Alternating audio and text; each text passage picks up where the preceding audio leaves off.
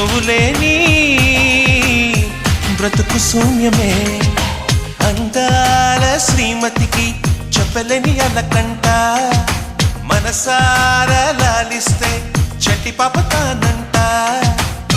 శ్రీవారి సరసాలు పన్నిటితో జలకాలు, నీ చూపులో మురిపాలు, నీతో ఎలా జగడాలు.